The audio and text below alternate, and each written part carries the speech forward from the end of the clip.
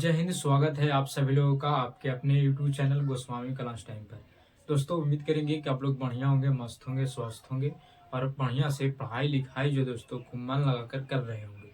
तो दोस्तों आज की इस वीडियो में हम लोग क्लास 10th के हिंदी का वैसे लघुत्तरीय प्रश्न जो है दोस्तों आपके बीच में लाए हैं, जो आपको 17 फरवरी के जो एग्जाम होने वाला है दोस्तों, उसमें जो दोस्तों ये सवाल पूछे जाएंगे।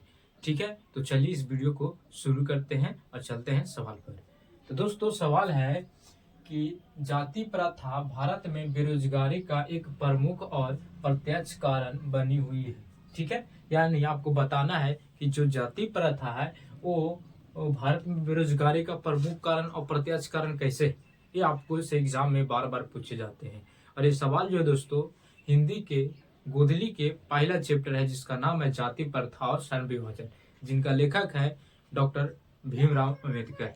ठीक है, तो दोस्तों पहला सवाल आपको एग्जाम में पूछेगा कि जाति प्रथा श्रम विभाजन के लेखक कौन है, तो डॉक्टर भीमराव अम्बेडकर। ठीक है, तो चलिए पहला ऑब्जेक्टिव आपको पूछेगा तो बता दीजिएगा। ठीक है, अगर ई प्लस सवाल पूछ देगा कि जाति प्रथा भारत में बेरोजगारी का एक प्रमुख और प्रत्यक्ष कारण कैसे बनी हुई है, तो उत्तर में लिखिएगा कि जाति प्रथा भारत में बेरोजगारी का एक प्रमुख कारण बनी हुई है। ठीक है, क्योंकि यह किसी व्यक्ति को अपने जाति से हटकर कोई भी शर्म का मतलब होता है काम, शर्म का मतलब काम चुनने का अनुमति नहीं देता है। यानी कहे के मतलब ही हुआ कि जो जाति प्रथा है भारत में बेरोजगारी का प्रमुख कारण इसलिए बनी हुई है क्योंकि आप जिस जाति के हैं उसी जाति का जो है दोस्तों काम कर सकते हैं। अगर मान लिया जाए कि आप लोहार हैं तो आप लोहार के ही काम कर सकते हैं, अगर आप ठाकुर हैं तो ठाकुर का ही काम कर सकते हैं, अगर आप बढ़ी हैं तो बढ़ी के काम कर सकते हैं, अगर आप दास जी हैं चमार जाति से है तो आपको चमार जाति का काम करना पड़ेगा। यानी जिस जाति के हैं उसी जाति का काम जो है दोस्तों आपको करना है। ठीक है, यही कारण है कि बेरोजगारी का प्रमुख कारण बना हुआ है जाति प्रथा। क्यों? क्योंकि आप सोच सकते हैं कि अगर कोई बढ़ी का बेटा है, अगर उनको दोनों हाथ नहीं है तो कैसे बढ़ी का काम कर पाएगा।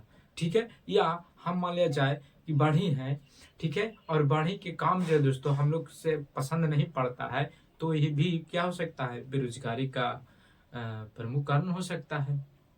वही कह रहे हैं, आप जिस जाति से हटकर कोई भी शर्म यानी काम चुनने का अनुमति नहीं देता है।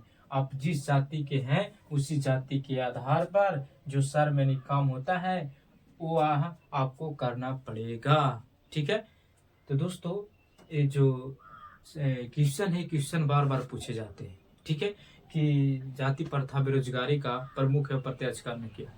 लेकिन अब जिस तरह से बिहार आगे बढ़ रहा है उस तरह से अब जाति का धीरे धीरे जाति जो है दोस्तों समाप्त हो रहे हैं। अब स्वतंत्र आप चाहे जिस जाति को है आप कोई भी रोजगार कर सकते हैं, उसमें आपको कोई बोलने वाला नहीं है। आप स्वतंत्र नागरिक हैं। ठीक है, आप कुछ भी कर सकते हैं। ठीक है, तो दोस्तों अब जाति प्रथा धीरे धीरे समाप्त हो रहा है। लेकिन पहले के लोग क्या करते थे कि अब जिस जाति के लोग हैं उसी वैसा ही काम करना होगा, नहीं तो दुनिया हंसता था, ताना मारता था।